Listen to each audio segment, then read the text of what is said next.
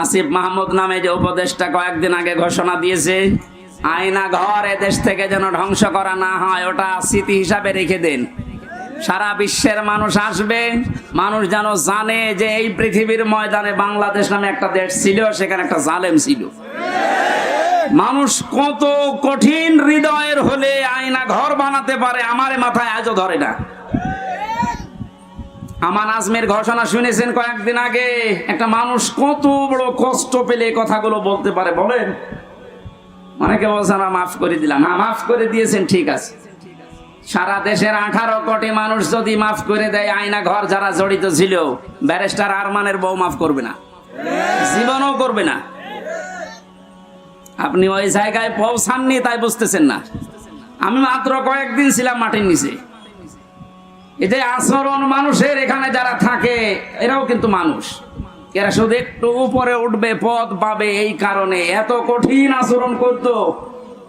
মুফতি ফখরুল ইসলাম আমার সাথে ছিল যতদিন, উনি বলছিল ভাই আমারে নিয়ে এই পায়ের ভেতর দিয়ে হাত দিয়ে সামনে যে রড আছে রডের সাথে লাগিয়ে তালা লাগিয়ে দিত, 24 ঘন্টা তালা লাগান।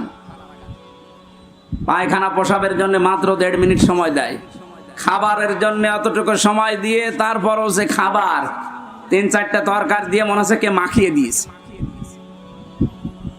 জেলে আমার সাথে পাশাপাশি যখন বেড ছিল আমারে বলতো হামজা, আমার মাঝে মাঝে মনে হতো আল্লাহ ওরা আমাকে যদি মেরে ফেলে মেরে ফেলুক, কিন্তু এটা যদি একটু শুতে দিত। এই যে শুয়ে থাকা, এটা যে কত বড় নিয়ামত আমি ওই 3 মাসে বুঝেছিলাম। একটা দিনও আমাকে কাঁধ হইতে দেয়নি, 24 ঘন্টা ঘুমালে তাড়াতাড়ি আবার ডেকে দেয়। আমার 11 ঘন্টা টাঙিয়ে রেখেছিল, হাতের ভেতরে হ্যান্ডকাপ দিয়ে, তাও পেছনে, পায়ের ভেতরে ডান্ডা বেড়ি লাগিয়ে, কালো কাপড় দিয়ে চোখ বেঁধে, মাজার ভেতরে দড়ি লাগিয়ে টাঙিয়ে রেখেছে 11 ঘন্টা। অথচ বিষয় আমি কিচ্ছু জানি না। একটু যদি পা মারতে ঠেকে যায়, উপর থেকে 4তলা 5তলা থেকে ক্যামেরা দেওয়া আছে, গরম দেয়, একবারে ঘুম ভেঙে যায়। এই দুপুর 2টায় নিয়ে গেছে, একবারে রাত 11টায় নিয়ে এসেছে। বলেন তো একটা মানুষ এভাবে টিকে থাকতে পারে? আমার নামাজ পড়তে দেয়নি, জোহর আসর মাগরিব এশা সব নামাজ আমি ইশারায় পড়েছিলাম। ও কখন সময় হচ্ছে কখন সময় হয় না আমি তো কিছু জানি না, কারণ মাটির নিচে কঠিন পরিস্থিতি তৈরি করে। এখনো অনেকে বলছে কি করেছে যে ওর পালিয়ে যাওয়া লাগলো, কি করেছে মানে আপনি টের পাচ্ছেন কি করেছে? চলেন আপনারা 10 দিন একটু রাখি, কি করেছে আপনাকে দেখাবো।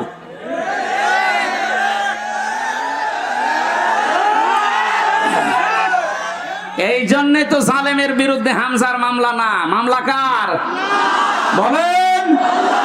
সুতরাং এই দেশের জালেমেরা এরা কিন্তু টার্গেট হামজার না, এ টার্গেট আল্লাহর। এই জন্যে তো এত ভয়। যেদিন আমার রায় দিয়ে পুরা মামলা ঢিসমিস করে দিয়েছে, ওই দিন আমার মামলার আয়ুকে কল দিয়েছিলাম। এতদিন ওরে আমি স্যার বলতাম, এখন তো উল্টা করে আমারে স্যার বলছে। কি হয়েছে? হুজুর মাফ করে দেন। মাফ করে দেন মানে আমারে ধরার পর আমার বাবার কাছ থেকে বলেছিলেন যে আর মামলা দেব না, 50 লাখ 10 লাখ টাকা দেন। আমার বাবা তো গ্রাম্য মানুষ, সঙ্গে সঙ্গে 8 লাখ টাকা দিয়েছে। ওই টাকাটা ফেরত দেন। আপনি মাফ চাচ্ছেন, টাকাটা আগে ফেরত দিয়ে যান, তারপরে মাফ হবে। এই কাউন্টার টেররিজমের যে কয়টা দায়িত্বশীল ছিল, এগুলো মানুষের মধ্যে পড়ে না, এগুলো জানোয়ারের চাইতেও খারাপ। আমি নাম ধরেই বলছি, এই মনিরুল, এই আসাদুজ্জামান, ডিসি মান্নান, হারন তো 3 ইঞ্চি, ওর নাম মুখে উচ্চারণ করাও ঠিক না। এই শয়তান এত উপরে উপরে দেখাতো, রিমান্ডে এসে মনে হতো তো ফেরেশতা, অথচ ভেতরে ভেতরে যে আলেমদের এত বড় ক্ষতি করিস। হয়তো ছোট হুজুর যেটা মাদানি, ও আমার সাথে প্রথমে 2 মাস ছিল। আমার বলছে হামজা ভাই আমারে নিয়ে গেল রাত 12:30টার দিকে, হাতের ছিলে পোড়া উলঙ্গ করিস, আমার হাতে সিগারেট ধরিয়ে দিস, হাত দিয়ে কেন কোনো গাড়ি আসতে না পারে। একটা অর্ধ উলঙ্গ মেয়ে লোক কোথা থেকে নিয়ে এসে আমার পাশে দাঁড় করিয়েছে, ছবি তুলতেছে যে এটা সকালে ছেড়ে দেব, মানুষ বুঝবে দেশে যে হুজুর কত খারাপ। ও ছোট মানুষ, তো বয়স আমার সেম সেম, আমার 32 ও 30। ওই সময় হাও মাও করে কাঁদছিল ওই ফাঁসির কন্টেম সেলের ভেতরে। আমার বলছে হামজা আমি তো একেবারে অসহায়, যে কেউ নেই, বললাম এক এসআই কে ডেকে, ভাই আপনারা যা করছেন এটাকে হারুন স্যার জানে? জানে না মানে উনি তো করছে। মজলুম অবস্থার দোয়া কবুল হয় আমার বিশ্বাস আছে। মন থেকে বড় দোয়া করলাম, আমার যা যা ওরা দেখেছে, আল্লাহ আমার সাথে যারা জড়িত এদেরকে তুমি ওইভাবে অপমান করো। আল্লাহ করায়নি। হারুনের রাস্তায় বের হওয়ার আর সম্ভাবনা আছে? ওর নাম এখন মানুষ হারুন ভুলে গেছে, ওর নাম এখন 3 ইঞ্চি। মহিলারা পর্যন্ত জিকির করছে 3 ইঞ্চি 3 ইঞ্চি। কত অপমান করবে আল্লাহ বলে। সেদিন কুষ্টিয়ার জেলা আমির অধ্যাপক আবুল হাশেম সাহেব একটা আয়াতের ব্যাখ্যা করেছিলেন আলেমদের সমাবেশে। অনেক জালেমরা মনে করেছিল জিয়ারে ছিলাম, এমন হয় আল্লাহ আমাদের ভালোবেসেই দিয়েছে। আমারে কুষ্টিয়ার সদর থানায় যেদিন অবশ্যই 11 সালে প্রথম গ্রেফতার করে, আমি সুদের বিরুদ্ধে বলেছিলাম, এই আমার অপরাধ ছিল। আমারে শিবির করে, শিবিরের ক্যাডার রক কেটে বেড়ায় আন্দাজে। এগুলো নিয়ে যখন নিয়ে গেল, আমারে বলছে ওসি সাহেব, ওই সময় আসাদুজ্জামান নামে এক ওসি ছিল, গোপালগঞ্জে বাড়ি। আমারে বলছে, হুজুর কুলিল্লাহুম্মা মালিকাল মুলকি তুতিল মুলকা মান তাশা, এই আয়াতের অর্থ বলেন তো। বললাম, আল্লাহ যারে চায় তারে ক্ষমতা দেয়, যারে চায় নামিয়ে দেয়। আমারে বলছে, এটা আপনি মানেন তো? মানে না মানে? হাসিনা যে এখন আছে এটা আল্লাহ জায়গা মতো হাত দিয়েছে। শয়তান যাতে মাতাল হলো তার ঠিক আছে, কোন দিকে নিয়ে গেছে দিয়েছে। কথা শেষ করার পরে আমি যেটা এখান থেকে বের করতে পারি, ওনারা বোঝাতে চায় যে আল্লাহ আমাদেরকে দয়া করে, মায়া করে, মহব্বত করে, ভালোবেসে এই চেয়ারে রেখেছে। আমরা যা করছি এ কোনো অসুবিধা নেই, আল্লাহ আমাদেরকে। কথা বলে না কেন? সূরা আলে ইমরান 4 নাম্বার পারার 12 নাম্বার পৃষ্ঠার 7 নাম্বার লাইনের 178 নাম্বার আয়াতে আছে, ওয়ালা ইয়াহসাবান্নাল্লাযীনা কাফারু আন্নামা নুমলি লাহুম খায়রুল লিআনফুসিহিম ইন্নামা নুমলি লাহুম লিয়াজদাদু ইসমা ওয়ালাহুম আযাবুম মুহিন। ঠিক আছে। আল্লাহ পাক বলেন, কাফেরেরা ধারণা করে যে ক্ষমতার চেয়ারে বিত্ত বৈভব, টাকা পয়সা, অর্থ সম্পদ আল্লাহ আমাদেরকে দিয়েছে ভালোবেসে, মহব্বত করে। আল্লাহ পাক বলেন, না, এগুলো এদেরকে দিয়েছি এদের পাপ যেন পরিপূর্ণ হয়ে যায়। পরিপূর্ণ হয়েছে না হয়নি? হয়েছে বলে আল্লাহ আয়াতের শেষে দিয়েছেন লাহুম আযাবুম মুহিন, তাদের জন্য আমি অপমানজনক শাস্তির ব্যবস্থা করে রেখেছি।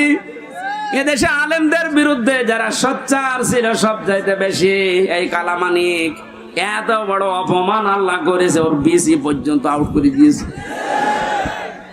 সেদিন একটা অংশ থেকে যারা ডাবিং করে বলছে, ওরা আমার বিসিতে মারলো কেন? আর কি অপমান হবেন আপনি? ও এখন যে অবস্থায় আছে আমার মনে হয় ওর মরে যাওয়া ভালো। কথা বলেন। এই জন্য আহ্বান জানাবো, যাদের নেতা ঠিক নেই, আদর্শ ঠিক নেই, আপনি ফিরে আসেন। আপনি কিন্তু জাহান্নামে যাচ্ছেন। আপনি যাই ভুল বোঝেন আর মনে করেন, আল্লাহ আপনাকে হেদায়েত দান করুন, আমিন। শিক্ষক জিজ্ঞাসা করছিল এক ছাত্রকে, এই ছেলে গোট বানান কর। বলছে, sir A B C D F G H I J K L M N O P Q R S T U V W X Y Z. কি করবে? বলছে, স্যার এর ভেতরে আছে, আপনি বানান করিনি। এখন যত নাম ধরে ধরে দোয়া করবো আমরা একবারে করছি, ওয়ারাফা'না লাকা যিকরা। অনেকগুলো মানুষ তো একটু জোরে বলেন আমিন। সামনে বসা মুসলমান ভাইরা, পর্দার আড়ালের সম্মানিতা মা এবং বোনেরা, প্রাণ প্রিয় কুষ্টিয়াবাসী, আল্লাহর দরবারে শুকরিয়া জানাচ্ছি, যিনি আমাদের একটা মুক্ত পরিবেশ তৈরি করে দিলেন এদেশে। এই পরিবেশটা যেন আরো মুক্ত হয়, সেজন্য যা করণীয় এই সমস্ত কাজের প্রস্তুতিমূলক কোরআনে কারিমের আজকের আয়োজন। যাদের উদ্দেশ্যে দিয়েছেন আপনারা লিখে দিয়েছেন, বৈষম্য বিরোধী ছাত্র আন্দোলনে নিহত এবং আহত মানুষের সুস্থতা কামনায়। শব্দ 2টা দিয়েছেন, নিহত এবং আহত। এই যে বৈষম্য দূর করার জন্য পৃথিবীতে আমরা জানি যুগে যুগে নবীদেরকে আল্লাহ যে পাঠিয়েছিলেন যে সমস্ত উদ্দেশ্য নিয়ে, তার ভেতরে এইটাও ছিল, তারা বৈষম্য দূর করার জন্য এসেছিলেন। এইটা থাকার কারণে আজ হাজারো মানুষ আমরা নীরবে জুলুমের শিকার হয়েছিলাম। বাংলাদেশের প্রত্যেকটা দিক এবং বিভাগে আমরা দেখতে পেয়েছি যোগ্যতা থাকার পরেও বৈষম্যের শিকার হয়ে দুর্বিষহ জীবনযাপন করে চলেছিলাম, বিশেষ করে এই 17 বছর। কথা বুঝতেছে? দেওয়ালে যখন একেবারে পিঠ ঠেকে গেছে, তখন আমরা শেষ পর্যন্ত দাঁড়িয়েছি যে না, এই বৈষম্য আর চলতে দেওয়া যাবে না। বিশ্ববিদ্যালয়ে আমরা জানি অনার্স মাস্টার্সকে যারা যে মানুষগুলো ফার্স্ট ক্লাস ফার্স্ট হয় তাদেরকে শিক্ষক হিসাবে রেখে দেওয়া হয়। তো বাস্তবতা এমন জায়গায় পৌঁছিয়েছিল, আপনি ফার্স্ট ক্লাস ফার্স্ট না, তার উপরেও যদি কিছু হয়ে থাকে, আপনার ব্যাকগ্রাউন্ড যেটা আছে দলীয় পরিচয় যদি না থাকে, আপনি ফেরেশতা আজরাইল জিবরাইল হলেও আপনাকে ওই জায়গায় দেবে না। অথচ যে জায়গায় যে চেয়ারটা, এখানে যদি ওই রকম যোগ্য মানুষ না বসিয়ে, যার রোল নাম্বার 71, কত, একটা ছেলে এসে বই খাতা ব্যাগ ম্যাগ সব নিয়ে হেড স্যারকে বলছে, স্যার হয় ছুটি দেন না আমি গেলাম। মানে হেড স্যার তাকিয়ে দেখছে যে পজিশনে আছে, ওরে ছুটি দিলেও যাবে, ও না দিলেও যাবে। তার রোল নাম্বার কত? স্যার 71। 71 নয়, ক্লাসে ছেলে মেয়ে কয়টা? 71টা। 71টা ছেলে মেয়ে, ওর রোল নাম্বার 71। ও খুব ভালো ছাত্র, ওর জীবনে কোনো উদ্দেশ্য আছে, কোনো এম আছে? ও শুধু আসে, খেলাধুলা করে আবার পালিয়ে যায়। আমরা বাস্তবে যা দেখলাম এই 15 থেকে 17 বছরে, যার রোল নাম্বার 1, এই মানুষগুলোকে তো চেয়ারে বসানোর দরকার ছিল। অথচ শুধু বৈষম্য বৈষম্য শব্দটা যে কত নিকৃষ্ট শব্দ, বাস্তবে আমরা এখন টের পাচ্ছি। সব জায়গায়, শুধু শিক্ষা ব্যবস্থা না, প্রত্যেকটা দিক এবং বিভাগে এই শুরু হয়ে গিয়েছিল। এই জুলুম অত্যাচারের বিরুদ্ধে যে মানুষগুলো জীবন দিয়ে গেল, বিশেষ করে আবু সাইদ সহ, মুগ্ধ ভাই সহ যতগুলো মানুষ জীবন দিয়েছে, এদেরকে আল্লাহ শাহাদাতের সর্বোচ্চ মাকাম যেন দান করে। এই জায়গায় যেন কেউ ফতোয়াবাজি করবেন না যে না, ওরা একেবারে মারা গেল, তো শহীদ হয়েছে। কে বলেছে শহীদ হয়নি? পানিতে ডুবে মরলে যদি শহীদ হয়, আগুনে পুড়ে মরলে যদি শহীদ হয়, দেওয়াল চাপা পড়ে মরলে যদি শহীদ হয়, অ্যাক্সিডেন্টে মরলে যদি শহীদ হয়, জালেমের জুলুমের সামনে নিজের জীবনটা যে দিয়ে গেল, সে শহীদ হবে না? মানে এই কথা বলছেন, মাস্ট বি, আপনাকে বলাই লাগবে শহীদ। যদি কেউ স্বীকার না করেন, মুখ দিয়ে বলতে না চান, এ কথা কখনো বলবেন না যে ও মারা গেছে। শহীদরা মরে না। বালা হায়াউন ইনদা রাব্বিহিম ইউরযাকুন, আল্লাহ বলেন ওরা জীবিত এবং আমি আল্লাহর কাছে খাবার খাই। খাবার খেলে আমরা জানি আমার শরীরে রক্ত গোশত তৈরি হয় না, হয় না? এটা যে হয় তার প্রমাণ নবীজির চাচা হযরতে হামজা রাদিয়াল্লাহু তাআলা আনহু, তাকে 70 টুকরা করেছিল, তার লজ্জাস্থান পর্যন্ত কেটে কেটে 3 টুকরা করেছে। এই ছেলে, এখানে দাঁড়িয়ে কি করো?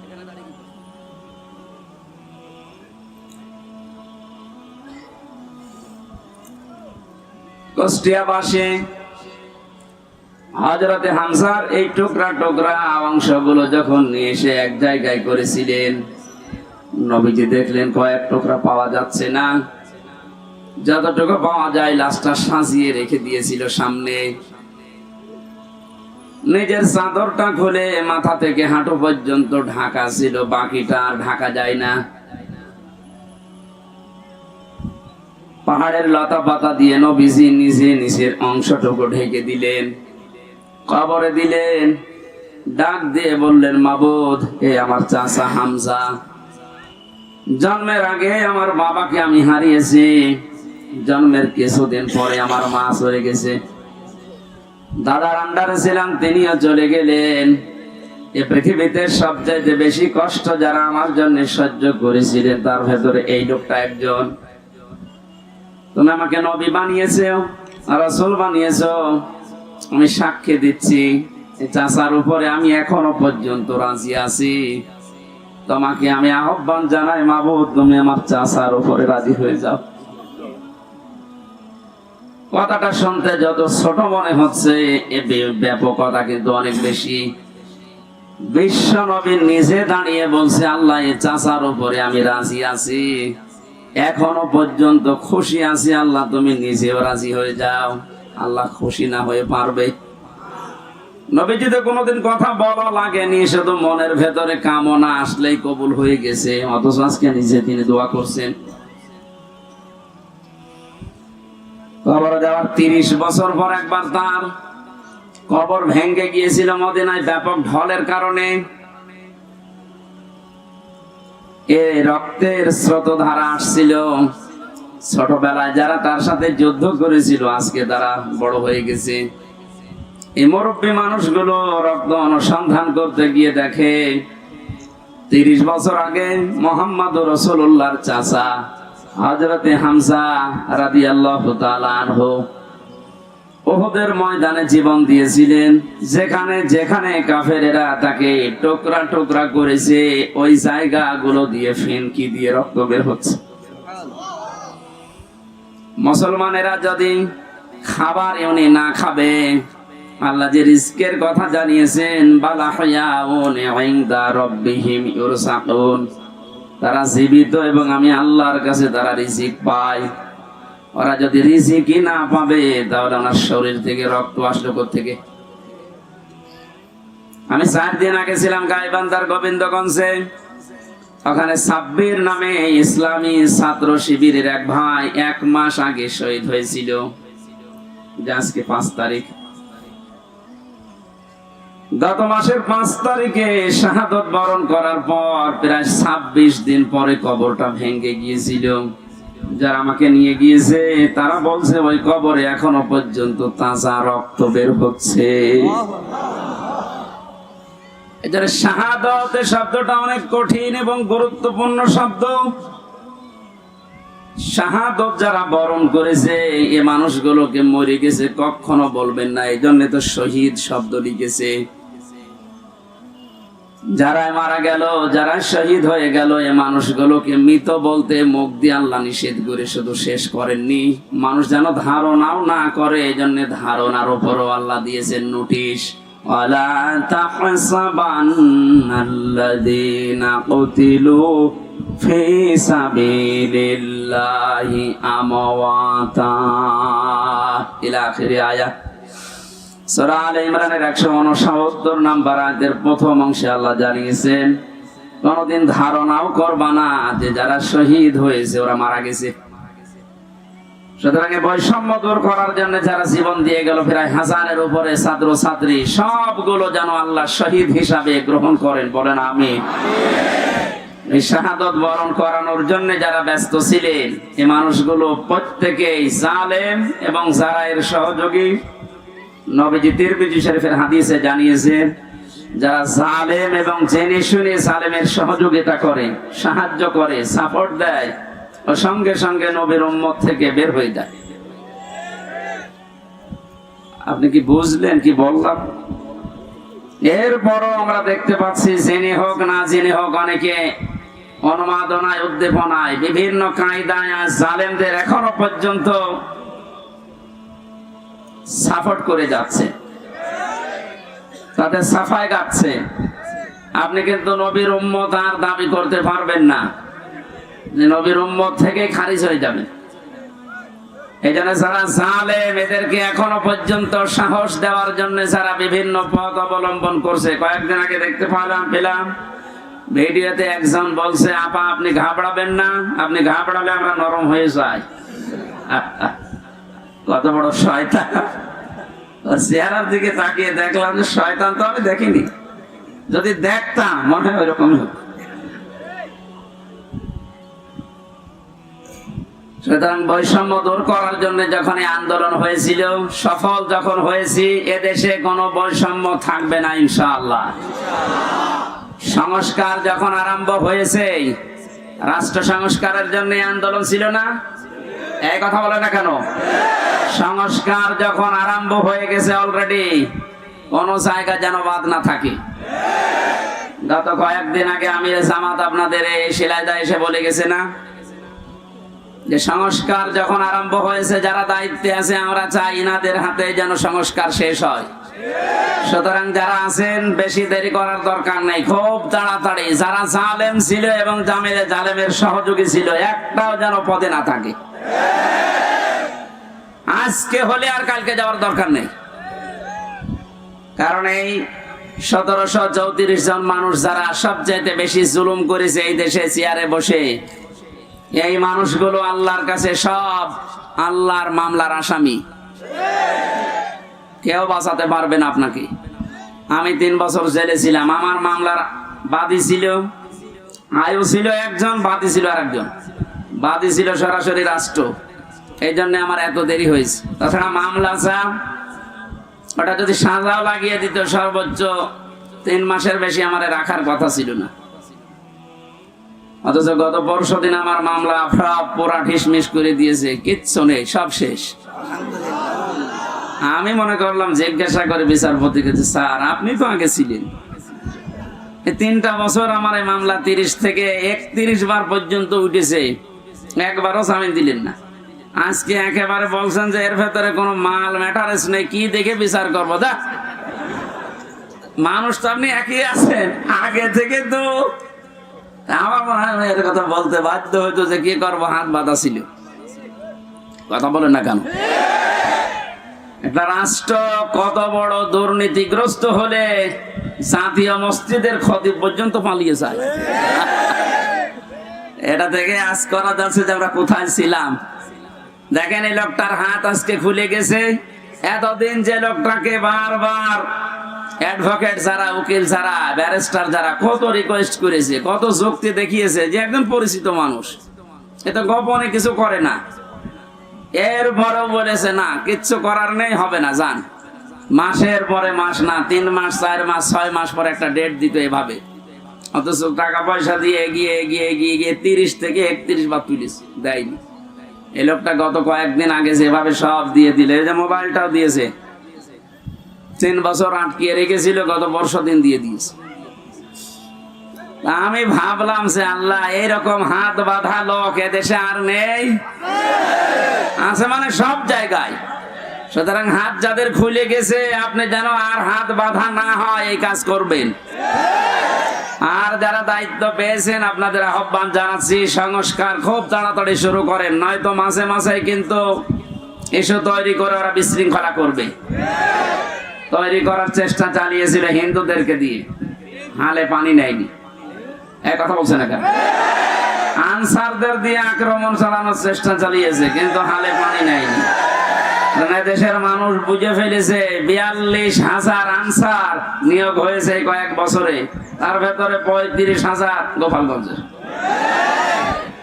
42,000-এর 35,000 যদি হয় গোপালগঞ্জে, তা আমরা কি ঘাস কাটছি? এই জন্য বৈষম্য বিরোধী আন্দোলনে যে কথাগুলো ছিল, যে দফাগুলো ছিল, সবগুলোর সাথে আমরা একমত। বিশেষ করে শেষ কথা, যেটা শেষ দফা, 1 দফা এসেছিল যে আমরা জালেমের পদত্যাগ চাই। আল্লাহ এই দাবির সাথে আল্লাহ নিজেও ছিলেন। আমার তো মনে হয় শুধু ছাত্ররা না, এদের সাথে আল্লাহ আবাবিল পাঠিয়েছিলেন। আল্লাহ রাব্বুল আলামিন যেহেতু সব কিছু সংস্কার চলছে, খুব তাড়াতাড়ি যেন এই 1634 জন যারা বসেছিলেন, অধিকাংশই পালিয়েছে, বাকি একটাও যেন না থাকে, যারা এতদিন পর্যন্ত বৈষম্যের শিকার হয়েছে, তারা যেন এখন এই চেয়ার গুলোতে বসে। এইটাই হবে ন্যায় বিচার। এটা কি হবে? এই ন্যায় বিচারের জন্য আমরা আন্দোলন করেছিলাম। কথা বলেন ঠিক কিনা? সুতরাং শহীদ এবং আহত যারা আছে, এখনো হাজার হাজার মানুষ আহত, তাদের সুস্থতা কামনা করছে, কারণ সুস্থতা দেওয়ার একচ্ছত্র মালিকানা আল্লাহ। ঔষধ যদি আপনি একেবারে 24 ঘন্টা খাওয়াতেই থাকেন, আল্লাহর পক্ষ থেকে যদি এটা না আসে, তাহলে আপনি সুস্থ হবেন না। এটা আমরা বিশ্বাস করি। তো ঔষধের কোনো ক্ষমতা আছে? ক্ষমতা কার? আরো জোরে, এটা বাস্তবে নিয়ে আসা লাগবে। ইন্নাল্লাহা আলা কুল্লি শাইইন কাদির, সব ক্ষমতার মালিক আল্লাহ। সুতরাং যারা অসুস্থ আছেন, আল্লাহকে আমরা সব ক্ষমতার মালিক মনে করি, বিশ্বাস করি। উনি আমাদেরকে, এই অসুস্থ মানুষদেরকে যেন আবার স্বাভাবিক জীবনে ফিরিয়ে দেন। হ্যাঁ, কিছু মানুষের জীবন স্বাভাবিক হবে না, যাদের চোখ উড়ে গেছে, যাদের পা শেষ হয়ে গেছে।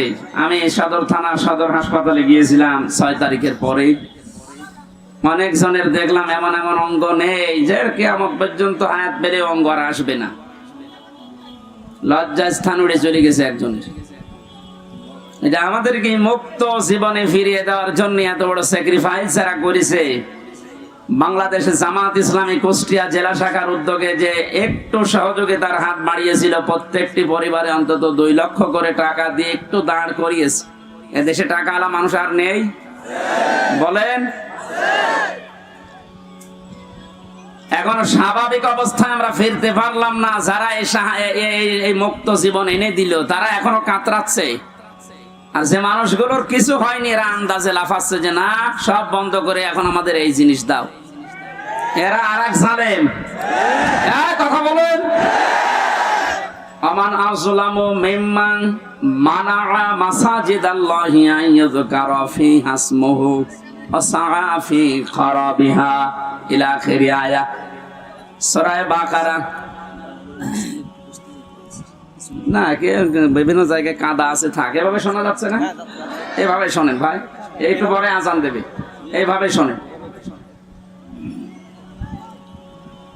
আমি গতানুগতিক কথা বলি না, আমি যা বলি ওখান থেকে শিক্ষা নিয়ে আসি। ভালো করে খেয়াল করেন তো।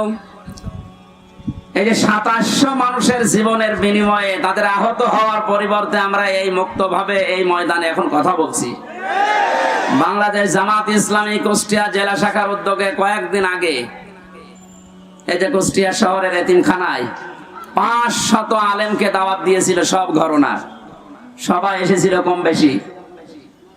2.5-3 ঘন্টা একাধারে আলোচনা হয়েছে আলেমদের। কোনো বাধা নেই, কোনো পাহারাদার নেই, কোনো সিকিউরিটি লাগে নাই। অথচ আগস্টের 5 তারিখের আগে এরকম 500 না, 5 জন এক জায়গায় হলে কত রকমের মামলা হয়ে যেত। আপনি টের পাচ্ছেন কোথা থেকে আল্লাহ কোথায় এনে দিয়েছে? এই বাস্তবতা যাদের জন্য, তাদের খোঁজ খবর নিতে যাও না। এদের জন্য এখন মসজিদে দোয়া হয়, কোরআনে কারিমের দাস হয়, সেগুলো এখন অনেকে উল্টাপাল্টা ফতোয়া দিয়ে বন্ধ করার চেষ্টা করছে। আমাদের জেলায় না শুরু হলেও আশপাশ জেলায় অনেককে বলছে আমান আযলামু মিম্মান মানাআ মাসাজিদাল্লাহ। আল্লাহ বলেন, বড় জালেম দেখতে চাও? আমরা তো অধিকাংশ মানুষ মনে করি আয়না ঘর যারা তৈরি করেছিল ওরা বড় জালেম। হ্যাঁ, মাস্ট বি, ওরা বড় জালেম। ওদের চাইতে আল্লাহর কাছে বড় জালেম ওইটা, যে লোকটা আল্লাহর ঘর মসজিদে তার নাম, তার জিকির, তার আলোচনা করতে বাধা দেয়। এগুলো এখন নতুন ভাবে অনেকে তৈরি করার চেষ্টা করছেন। আপনি থামেন। ওকে আল্লাহ কিন্তু বড় জালেম বলে না, আপনাকে বড় জালেম বলে ইঙ্গিত দিয়েছে। কোরআনে কারিমের সূরা বাকারা 1 নাম্বার পারা 18 নাম্বার পৃষ্ঠা 17 নাম্বার পৃষ্ঠা 3 নাম্বার লাইনে আছে যে আল্লাহর দৃষ্টিতে বড় জালেম ওই লোকটা যে আল্লাহর ঘর মসজিদে আল্লাহর কোরআনের কথা, আল্লাহর নামের কথা, জিকিরের কথা বলতে দেয় না। এটা যাতে রেকর্ড হচ্ছে, কালকে সারা দেশে যাবে। সবাইকে আমি আহ্বান জানাচ্ছি, আপনারা থামবেন। এত বড় কঠিন জুলুমের ভেতরে ওই 17 বছরে আল্লাহর ঘর মসজিদে কেউ কোরআনের কথা বাধা দিতে সাহস পায়নি। আপনি সাহস পাচ্ছেন কোত্থেকে? সুতরাং আপনি থামবেন। তো জালেমরা যেমন মুসলমানদের শত্রু হয়ে বিদায় নিয়েছে, আপনিও শেষ পর্যন্ত শুধু মুসলমানদের না, আল্লাহর টার্গেটে পড়বেন। কারণ জালেমরা টার্গেট কার? এটাকে আমি বানালাম? বলেন। কোরআনে কারীম জানিয়েছে ইন্নামাস সাবিলু আলাল্লাযিনা ইয়াযলিমুনান নাস ওয়া ইয়াবগুনা ফিল আরদি বিগাইরিল হক উলাইকা লাহুম আযাবুন আলীম। সূরা শুরার 42 নম্বর আয়াতে আছে, আল্লাহ বলেন অবশ্যই আমি আল্লাহ নিজে বাদী হব, মামলা দেব, কেস করব। টের পাচ্ছেন কত ওজনওয়ালা শব্দ এটা?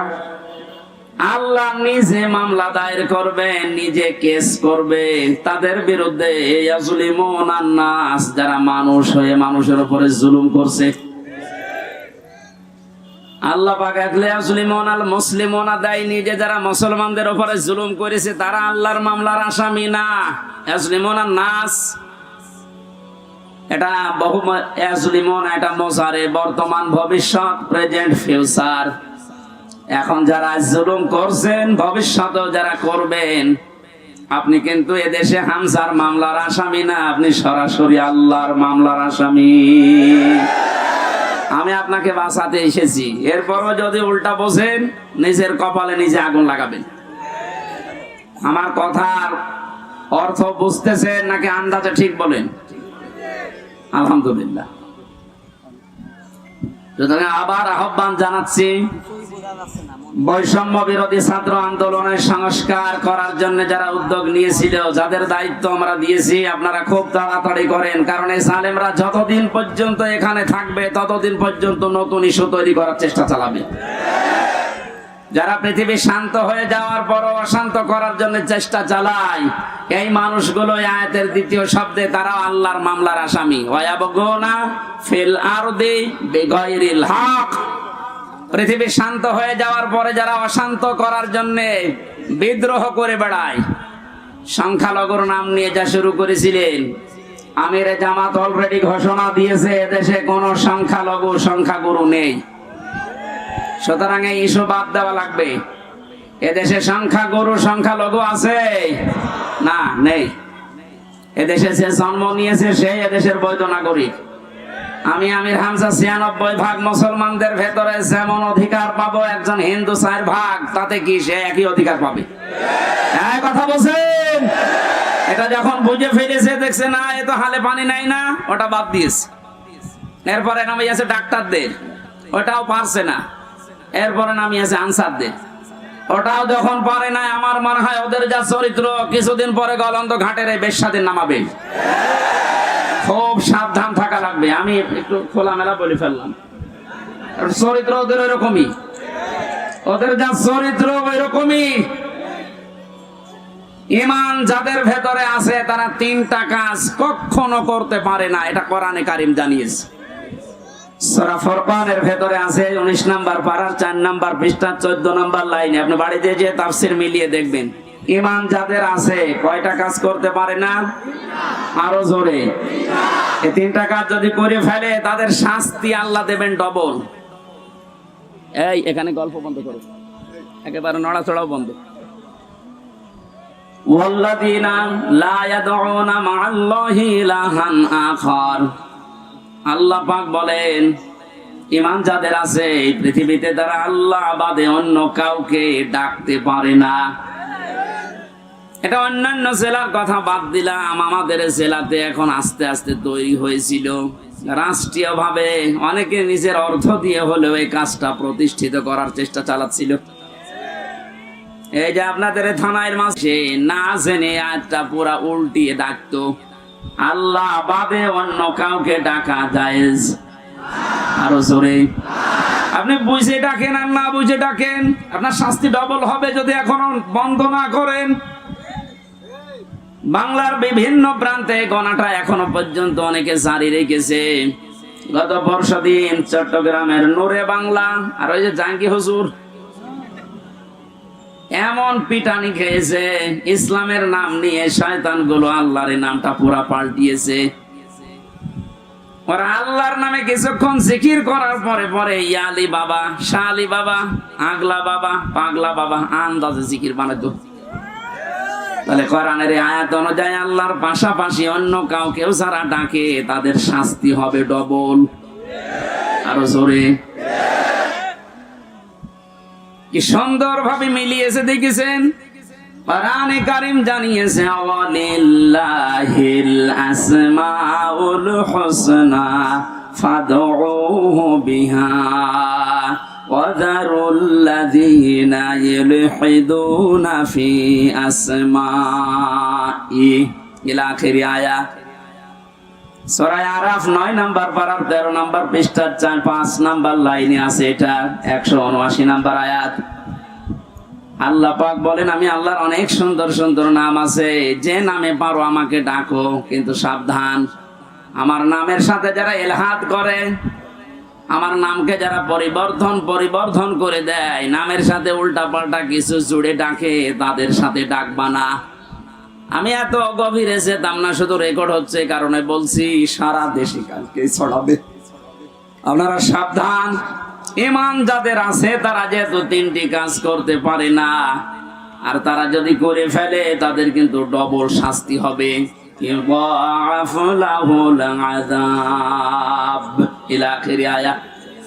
আল্লাহ পাক বলেন তাদের শাস্তি আমি ডবল দেব। 1 নাম্বারের গোনা পেলাম যারা আল্লাহর সাথে অন্য কাউকে ডাকে। 2 নাম্বারে ওয়াল্লাযীনা লা ইয়াদউনা মা'আল্লাহি ইলাহান আখারা, আল্লাহর সাথে যারা অন্য কাউকে ডাকছেন এখনই আপনি থেমে যাবেন। 2 নাম্বারে এই পৃথিবীর ময়দানে কোন মানুষ যেন জিনা না করে। কি না করে? এটা ছিল না?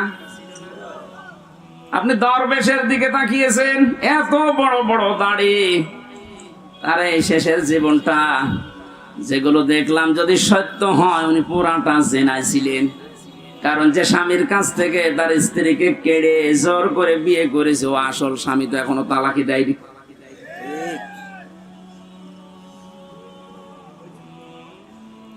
আমাদের সাবধান থাকা লাগবে। আমাদের ঈমান যাদের ভেতরে আছে এরকম কোন গুনাহ যেন আমাদের ভেতরে না আসে। মুমিন মরে যেতে পারে কিন্তু জিনা করতে পারে না। শুধুমাত্র লজ্জা স্থানের জেনাটা জেনা না, হাতের জেনা আছে, মুখের জেনা আছে।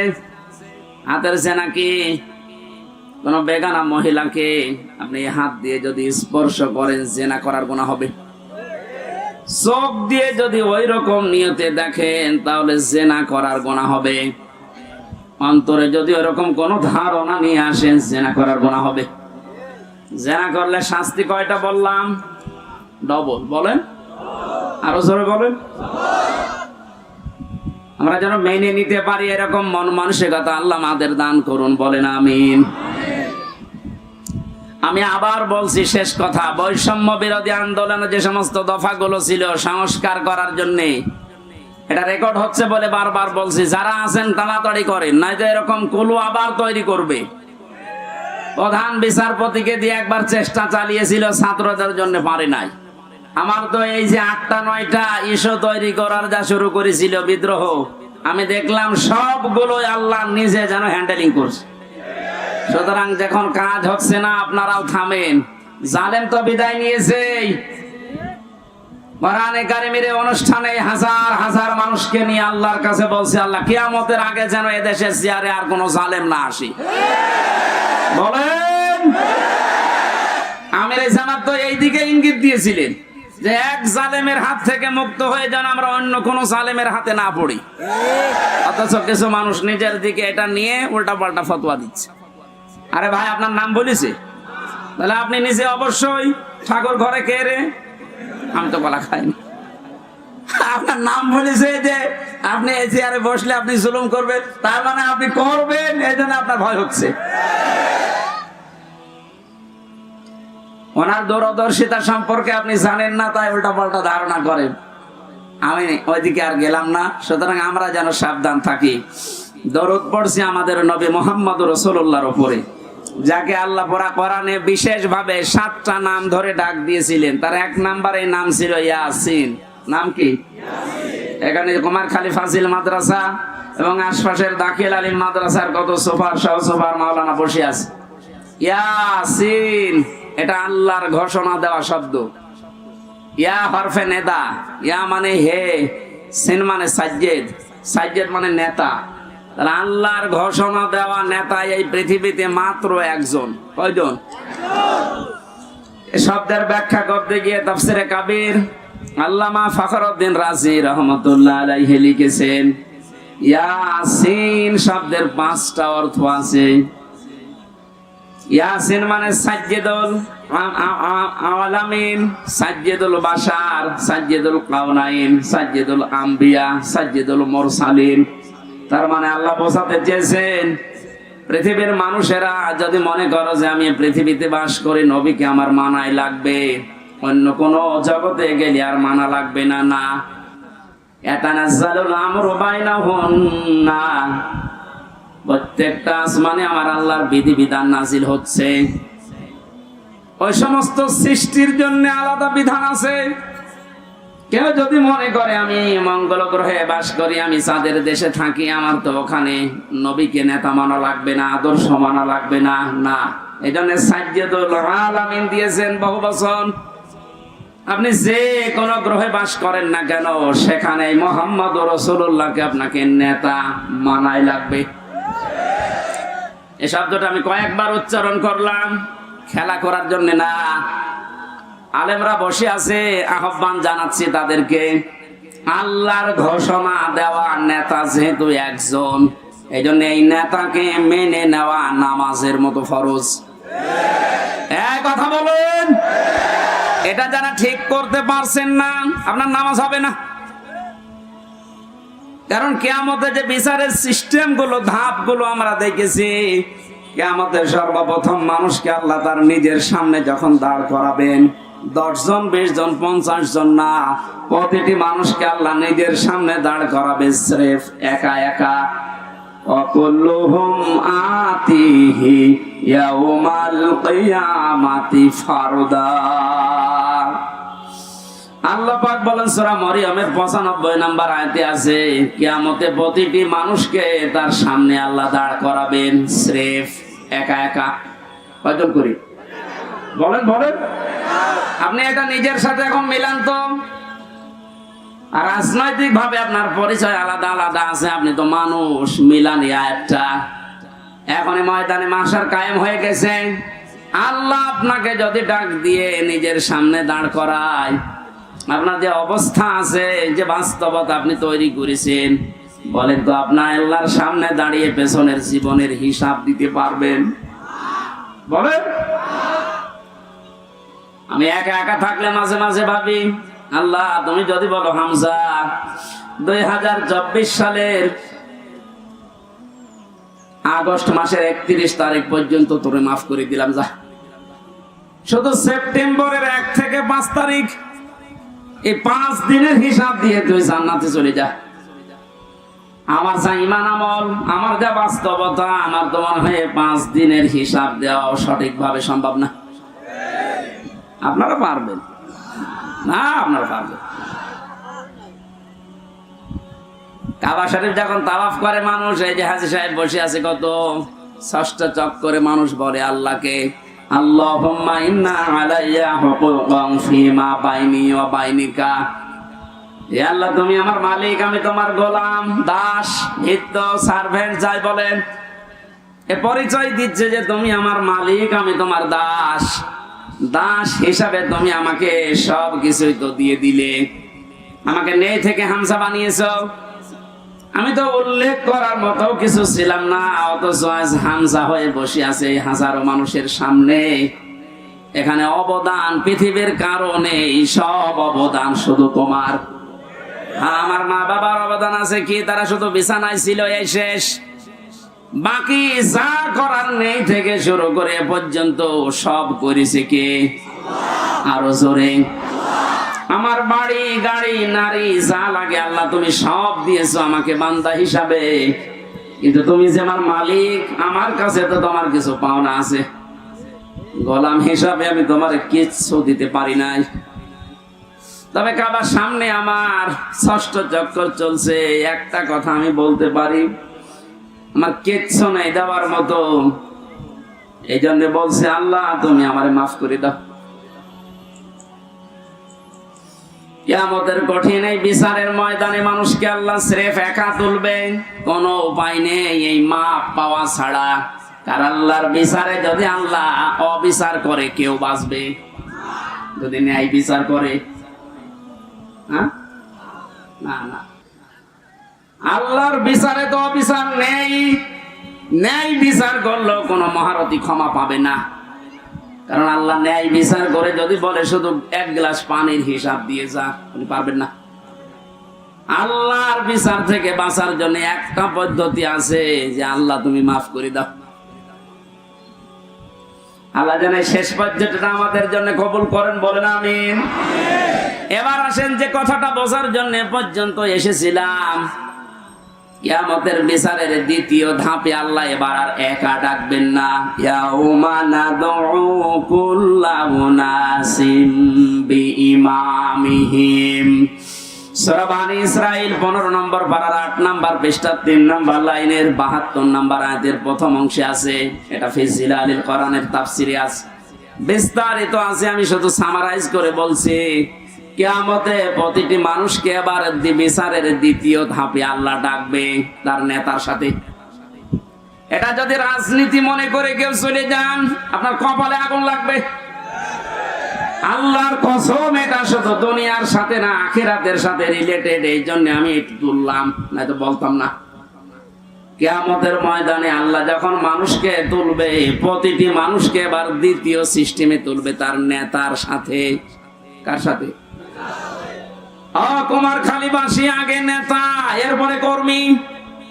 আপনার বিবেককে এবার প্রশ্ন করেন তো, আপনি যে নেতার আদর্শ মেনে চলেন, যার পেছনে স্লোগান দেন, যাকে রায় দিয়ে ভোট দিয়ে নেতা বানিয়েছেন, এই লোকটার যে চরিত্র, এর যা সুরাত সিরাত, আর এর যা ঈমান আমলের অবস্থা, ও যদি আল্লাহর সামনে দাঁড়ায়, আপনি তার পেছনে, ওরে দেখলেই তো আল্লাহ রাগ হয়ে যাবে। ও বলছে ঠিক, তার মানে ও ধরা খেয়ে বসে আছে। ও যদি এখনই বলে ঠিক যে আমি যারে মানি ওরে আল্লাহ দেখলে আল্লাহর রাগ হবে, আপনি তো ধরা খাবেন। কথা তো সত্যি, এইটাই আসল কথা। আপনি যারা ধরা না খান, সুতরাং এমন মানুষের পেছনে থাকা লাগবে, এমন মানুষকে আদর্শ হিসাবে সামনে নিয়ে আসা লাগবে, যারে দেখলে আল্লাহ খুশি হয়ে যায়। এখন এই লোকটা কি আফজাল সাহেব? না। এখন দেখেন তো আফজাল সাহেবের কাটিতে পড়ে কিনা। সারা নেশা 5 নাম্বার পারা 6 নাম্বার পৃষ্ঠা 9 নাম্বার লাইনের 59 নাম্বার আয়াতের প্রথম অংশে আছে, ইয়া আইয়ুহাল্লাযীনা আমানু আতিউল্লাহা ওয়া আতিউর রাসূলা ওয়া উলিল আমরি মিনকুম। আল্লাহ ইমানদারকে ডাক দিয়েছেন, ইমানের দাবি করো, তে পূরণ করবা না। তোমাদের দাবি হচ্ছে তোমরা আল্লাহর ইতাআত করো, রাসূলের আনুগত্য করো, আর উলিল আমর তোমাদের ভেতরে যারা নেতৃত্ব দেয় এদের মেনে চলো। কুষ্টিয়াবাসী, বাংলাদেশের 64টি জেলার ভেতরে এই কুষ্টিয়াকে আমি বেশি ভালোবাসি, কারণ এই জেলাটা আমার। আমি চাই আপনারা বাঁচেন, বেঁচে থাকেন, যেন জাহান্নামী হয়ে না যান। এই যে আতিউ, এটা কিন্তু ভার্ব, এটা ফেল, এটা ক্রিয়া। এই শব্দটা আল্লাহ নিজের নামে, রাসূলের নামে দিয়েছেন, উলিল আমরের আগে দেননি। কি কথা বলেন না কেন? আমি যতগুলো তাফসীর পড়েছি, সব মুফাসসির আয়াতের ব্যাপারে ব্যাখ্যা এটাই লিখেছেন, আল্লাহ রাসূলকে মানা লাগবে, কোনো প্রশ্ন করা যাবে না। কিন্তু আল্লাহ রাসূলের পরে যদি কিয়ামত পর্যন্ত আপনি কাউকে মানতে চান, নেতা হিসাবে নেতৃত্ব দেবে, তাকে যদি মেনে চলতে চান, মাস্ট বি, দেখাই লাগবে এই লোকটা আল্লাহ রাসূলকে মেনে চলে কিনা। আরে এই আয়াতটা বাংলাদেশে আজ কায়েম হয়ে গেলে তো ইসলাম চলে আসে। এক কথা বলে না কেন? আল্লাহ রাসূলকে যে লোক মেনে চলে না, আমার বাবা হলে ওরে আমি মানি না। এ কথা মানবেন কারা দেখি? লিল্লাহি তাকবীর। এই দেখেন তো, হাত তোলেনি কে? দেখেন, আলহামদুলিল্লাহ। ঠিক আছে, আপনার মানে ওয়াজ তো হয়ে গেছে, এবার মোনাজাত করে দিই। আবার কি ওয়াজ করবো? এটাই তো, আল্লাহ রাসূলকে যে মানে না, সে আমার বাবা হলেও মানি না। তাহলে এদেশে আর কিছু থাকবে? হ্যাঁ, ইসলাম চলে আসবে ইনশাআল্লাহ। আমরা জরিপ দেখতে পাচ্ছি, আগস্টের 5 তারিখের আগে একরকম ছিল, এই আজকে রাতের পাল্টিয়ে গেছে। এই মাত্র 30 দিনে পুরা পাল্টিয়ে গেছে। 16 জন চাইতো এই দেশে ইসলাম রাষ্ট্রীয়ভাবে কায়েম হোক 5 তারিখের আগে।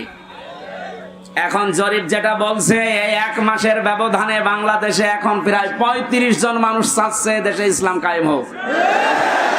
এটা যদি এভাবে চলতে থাকে, 51 জন যেদিন হবে, সেদিন কোন মহারথী আর বাধা দিয়ে ঠেকাতে পারবে না ইনশাআল্লাহ।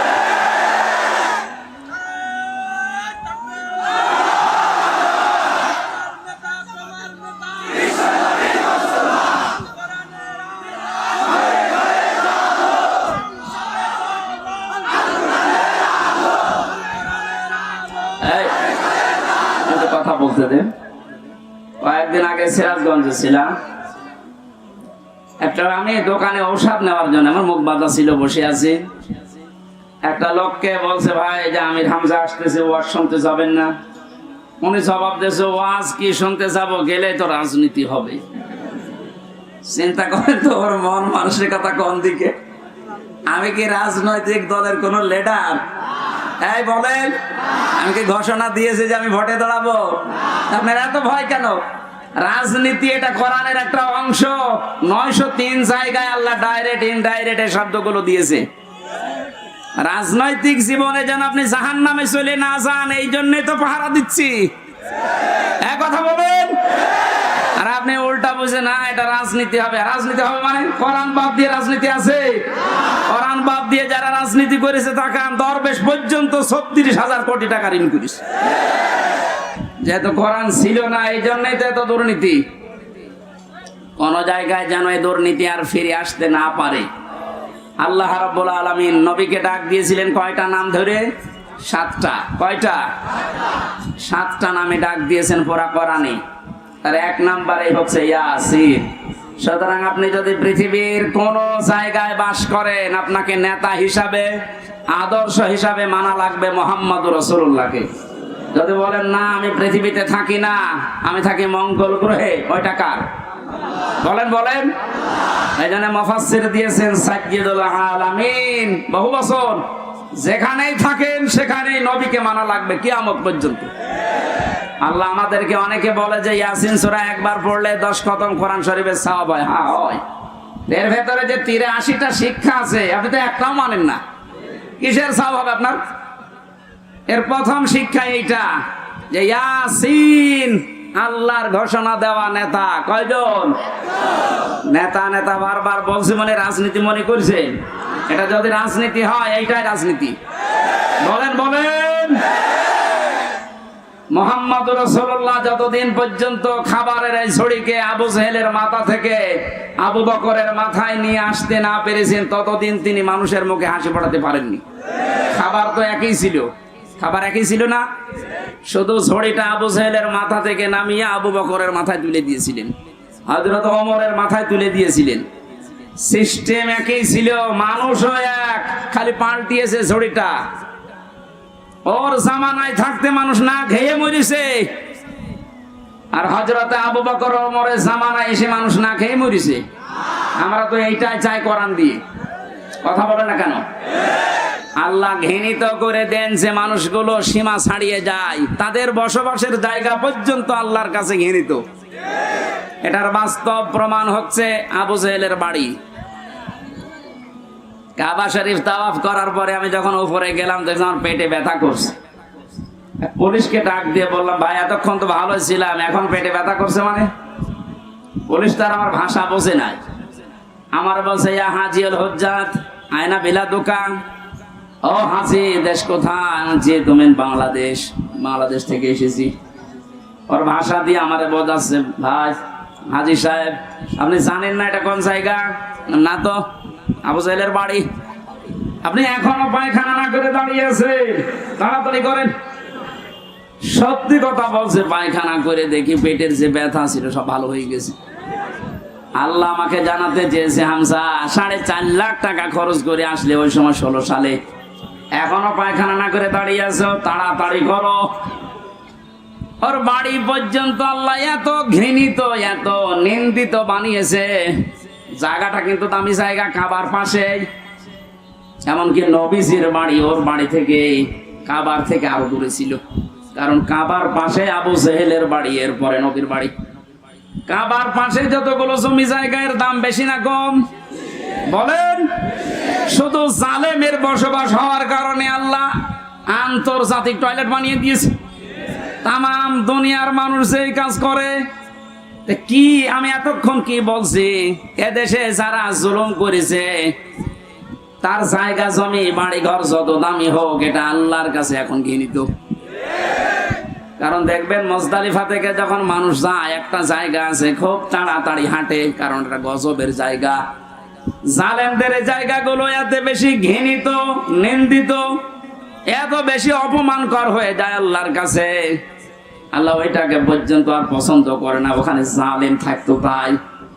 সুতরাং বাংলার কুষ্টিয়া জেলা সহ যত জায়গায় জালেমের বসবাস ছিল, আহ্বান জানাচ্ছি যারা দায়িত্বে আছেন এই জায়গাগুলো ইন্টারন্যাশনাল পায়খানা বানিয়ে দেন। একটু বেশি বলে ফেললাম, না না বেশি হয়নি, কম হয়েছে। কারণ এই জায়গা থেকেই তো ইসলাম মানবতা ধ্বংস করার জন্য ওখানে বসে বসে দুর্বিসন্ধি করতো। কুষ্টিয়া এরকম জায়গা ছিল না, যেখানে যেখানে ছিল ওগুলো পায়খানা বানিয়ে দিন। মানুষ যেন কিয়ামত পর্যন্ত কুষ্টিয়া জেলায় যারা আসবে তারা যেন জানে যে জালেম তো একটা ছিল এই দেশে।